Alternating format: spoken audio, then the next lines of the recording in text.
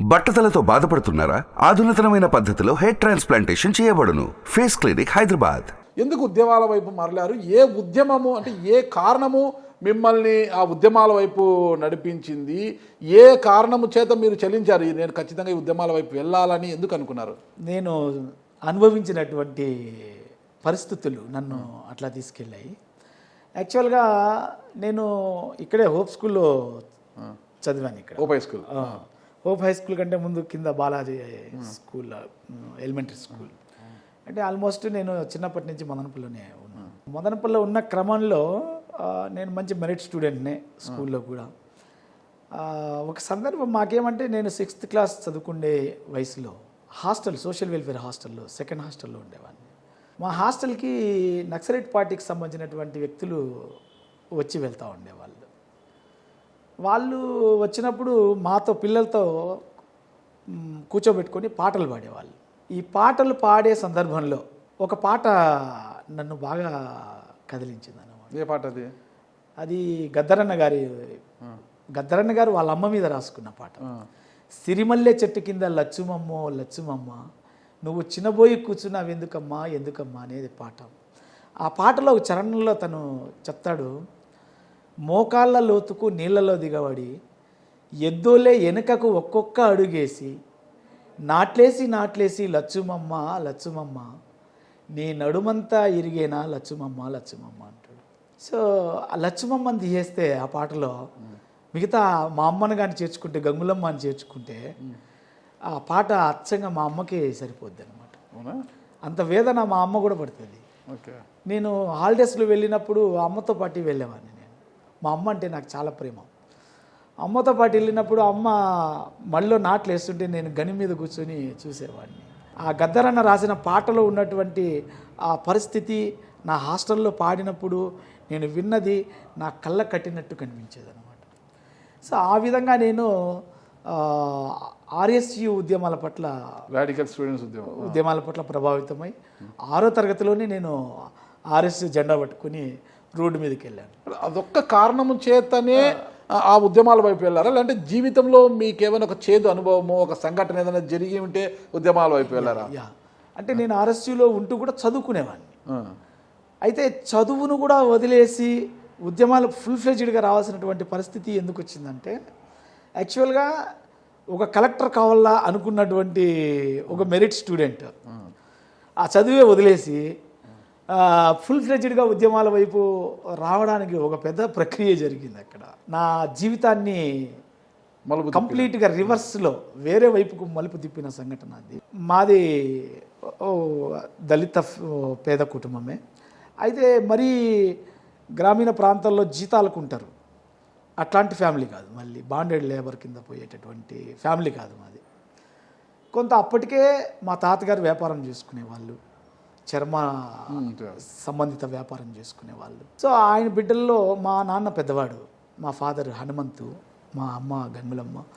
మా ఫాదర్ గారు వచ్చి అప్పటికే చదువుకున్నారు, 10th క్లాస్ వరకు చదువుకున్నారు.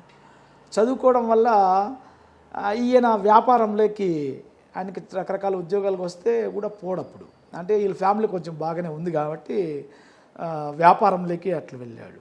ఇంకా ఒక చిన్న ఆయన కూడా వ్యాపారం చేసేవాళ్ళు, అందరూ కూడా రకరకాల వృత్తుల్లో ఉండేవాళ్ళు. ఈ క్రమంలో ఊర్లో మామూలుగానే కుల వ్యవస్థ తాలూకు వికృత రూపాలు చాలా భయంకరంగా ఉంటాయి అన్నమాట. తెల్ల బట్టలు వేసుకున్నా కూడా సహించలేని స్థితి ఉంటుంది. మనం 25 ఏళ్ళు 30 ఏళ్ళు ముందుకెళ్తే గ్రామాల పరిస్థితి ఎలా ఉంటుంది, మా గ్రామం కూడా దానికి అతీతమైంది ఏం కాదు. సో అప్పట్లో మా ఫాదరు టౌన్లో పీటీఎం బస్ స్టాండ్లో మాకు సైకిల్ షాప్ ఉండేది. అప్పటికే మా ఫాదర్కి ఎస్సీ కార్పొరేషన్ తెలుసు, అప్పటికే బ్యాంకులు తెలుసు. ఆయన ఎస్సీ కార్పొరేషన్కి వెళ్ళి బ్యాంకు ద్వారా ఒక లోన్ తీసుకొని ఒక సైకిల్ షాప్ని బస్ స్టాండ్లో పెట్టాడు. బస్ స్టాండ్లో సైకిల్ షాప్ పెట్టడము ఒకవేళ కంటగింపుగా ఉందో ఏమో తెలియదు, కానీ నాకు ఎప్పుడు అర్థమైందంటే, ఒకరోజు నేను హాలిడేస్లో మదనపల్లిలో చదువుకుంటామండి, పీటీఎంకి వెళ్ళినప్పుడు హాలిడేస్లో ఉన్నాను కాబట్టి నన్ను సైకిల్ షాప్లో మా వాళ్ళు పెడితే, నేను సైకిల్ షాప్లో ఉన్నప్పుడు మా అన్న అప్పటికే సౌండ్ సిస్టము, ఈ సప్లయర్స్కి సంబంధించినటువంటి ఆ ఎస్టాబ్లిష్మెంట్ తోటి ఆ రంగంలో ఉన్నాడు. సో ఒక మ్యారేజ్కి వెళ్తాడు, పీటీఎం పక్కన ఒక విలేజ్లో మ్యారేజ్కి వెళ్తాడు. ఆ మ్యారేజ్ కూడా ఎస్సీస్కి సంబంధించింది, దళిత్స్కి సంబంధించింది. మ్యారేజ్లో ఈయన ఏ మ్యారేజ్కి వెళ్ళాడో ఆ మ్యారేజ్కి సంబంధించిన వాళ్ళకి ఇతనికి మధ్య గొడవ అవుతుంది. గొడవ అయితే వాళ్ళు ఊరు కాబట్టి వాళ్ళు ఇతని మీద ఏదో దౌర్జన్యం చేస్తారు. సో అతను అక్కడి నుంచి వచ్చేసిన తర్వాత ఇది పీటీఎం ఇతను ఊరు కాబట్టి, మా అన్న ఊరు కాబట్టి అతను వేరే వాళ్ళ ఇంట్లో జీతానికి ఉంటాడు. అక్కడ గొడవ చేసిన ఆ జీతానికి ఉండే వాళ్ళ ఇంట్లో ఇతను ఉన్నాడని చెప్పి తెలిసి ఆ ప్రెమిసెస్ లేకపోయి ఇవన్నీ వార్నింగ్ చేస్తారు. ఎవరైతే ఆ ఊర్లో వీళ్ళకి వార్నింగ్ చేశాడో వాడిని వీళ్ళ ఊర్లో కాకపోతే వేరే వాళ్ళ ప్రెమిసెస్లో వార్నింగ్ చేస్తారు. వార్నింగ్ చేస్తే వార్నింగ్ ఇక్కడ ఇచ్చింది మీ అన్న వాళ్ళ? మా అన్న వాళ్ళు. ఓకే. సో అప్పుడు వాళ్ళు కూడా ఇవాళ మా ఇంటి దగ్గరికి వచ్చి వార్నింగ్ చేస్తావా, మేము కొంచెం అప్పర్ క్యాస్ట్ వాళ్ళము అని అనుకుంటే ఓకే, నేను ఇబ్బంది పడను. మా అన్న దగ్గరికి వెళ్ళాలి వాళ్ళు ఇమీడియట్గా, లేదా మా ఇంటి దగ్గరికి వెళ్ళాలి. కానీ వాళ్ళ చూపు బస్టాండ్ మీద పడింది. అంటే బస్టాండ్లో మాకు షాప్ ఉంది కదా, సో బస్టాండ్లో షాపులో ఉండే నన్ను నాకు అసలు ఏం తెలియదు, నాకు చిన్న వయసు, నాకేమీ తెలియదు. బస్టాండ్లోకి వచ్చి నన్ను కింద పడేసి ఆయన ఇష్టం వచ్చినట్లు కొట్టి తన్ని అందరు చూసే విధంగా తీవ్రమైనటువంటి అవమానం చేశాడు. ఆ పక్క షాపులో మా ఫ్రెండ్ ఉన్నాడు ముస్లిము, అయినా కూడా వాళ్ళది సైకిల్ షాప్. ఈ అందరి ముందర పబ్లిక్ చూస్తూ ఉంటే చాలా నేను తట్టుకోలేనటువంటి అవమానం, భారం అన్నమాట. సో అంత జరిగిన తర్వాత మా వాళ్ళు వచ్చినారు, మా చిన్నాన్నలు కానీ మా నాన్న కానీ వచ్చి నన్ను ఓదారుస్తున్నారు కానీ ఎందుకు మీరు కొట్టారు అని అడగలేకపోతా ఉన్నారు. ఆ వ్యవస్థ ఆ రోజుల్లో అట్లా ఉండేది. నాకు కనీసం వీళ్ళు కంప్లైంట్ అన్నా చేయాలి కదా. అంటే నేను మదనపల్లిలో ఉన్నాను కాబట్టి నాకు కొడితే కంప్లైంట్ చేయాల, ఎదురు తిరిగి మాట్లాడాలా, తప్పు చేయలేనప్పుడు, మన వైపు తప్పు లేనప్పుడు, ఈ భావాలన్నీ నేను వింటూ ఉంటాను. కాబట్టి ఇదంతా ప్రక్రియ ఎందుకు జరగడం లేదు మా ఊర్లో? ఇట్లా బతకడం కంటే చనిపోవడమే బెటరు. నేను ఖచ్చితంగా నక్సలైట్ పార్టీలోకి ఫుల్ ఫ్లెడ్జ్డ్గా వెళ్ళిపోయి ఇతన్ని నేను చంపేయాలి. ఎందుకంటే ఇట్లే చంపలేను నేను, నాకు అప్పుడు చంపాలంటే ఆయుధాలు కావాలా అని నాకు ఉద్దేశం. ఎందుకంటే మా ఊరు సర్పంచ్ వాళ్ళ ఇల్లు అది. సో ఆ ఇంట్లోకి వెళ్ళి నేను అతను చంపగలనా? నేను ఇట్లయితే చంపలేను, మా వాళ్ళు కూడా నాకు సపోర్ట్ చేయరు. కాబట్టి నేను నక్సలైట్ పార్టీలోకి వెళ్ళిపోవాలా, ఆయుధాలు తీసుకురావాలా, తుపాకు పెట్టి కాల్చి ఇతన్ని చంపేయాల. ఇది నాకు ఇంకా చదువు లేదు మైండ్లో, నేను పెద్ద ఉద్యోగం కలెక్టర్ కావాలనేది లేదు, అన్నీ వెళ్ళిపోయినాయి, చంపేయాల.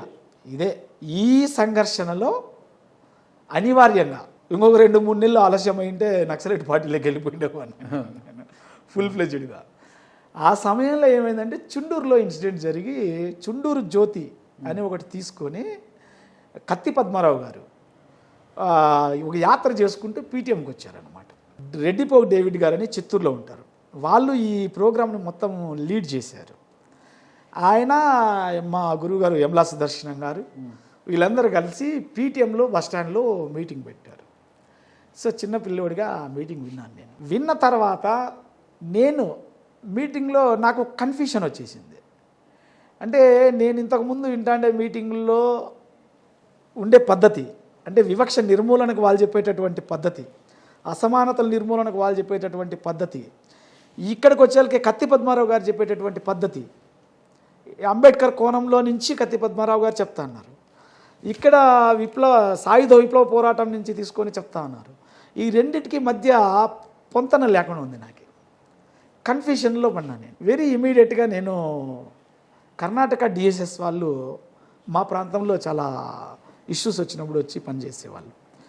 రామన్న మాస్టర్ అని ఒక హెడ్ మాస్టర్, ఆయన ఆంధ్రావాడు, కర్ణాటకలో జాబ్ చేస్తూ ఉంటాడు.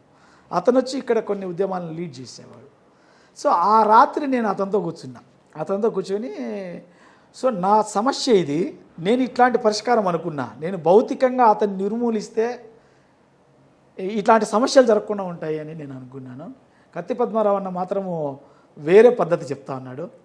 అంటే భౌతిక నిర్మూలనతో కుల నిర్మూలన జరగదు, భావజాలం ఏదైతే ఉందో భావజాలం, ఈ కులాన్ని కాపాడుతుండే భావజాలం, దాన్ని నిర్మూలిస్తేనే దీనికి శాశ్వత పరిష్కారం లభిస్తుందని ఆయన చెప్తా ఉన్నాడు. ఆయనేమో జ్ఞానంతో శాంతియుత పరివర్తనతో విప్లవాన్ని సాధించాలని పద్మారావు అన్న చెప్తా ఉన్నాడు. ఇక్కడేమో తుపాకీ గొట్టం ద్వారా మనం విప్లవాన్ని తీసుకురావాలని చెప్తా ఉన్నారు. అసలు నాకు కన్ఫ్యూషన్లో ఉన్నాను. నా సమస్యకి ఇప్పుడు పరిష్కారం ఏంటి? నా సమస్యకు పరిష్కారం ఏంటి? నేను నక్సలైట్ పార్టీలకు పోయి అతన్ని చంపడమా, లేదంటే వేరే మార్గం ఉందా అని అడిగినప్పుడు నాకు ఆయన నుంచి వచ్చిన సమాధానం ఏంటంటే, మనం ఎప్పుడే కానీ బాబాసాహెబ్ అంబేద్కర్ చెప్పినటువంటి రక్తపాత రహిత విప్లవం శాంతియుత పరివర్తన ద్వారా వస్తుందని అంబేద్కర్ చెప్పాడు. సో అంబేద్కర్ చెప్పినటువంటి పరివర్తన ద్వారా వచ్చేటటువంటి విప్లవం శాశ్వతమైనది. కాబట్టి ఏ భావజాలం అయితే నీ మీద ఈ కుల దాష్టీకం చేయించిందో ఆ భావజాలాన్ని చంపేస్తే కులం చచ్చిపోతుంది. భౌతికంగా ఒక వ్యక్తిని నిర్మూలిస్తే కులం చచ్చిపోదు.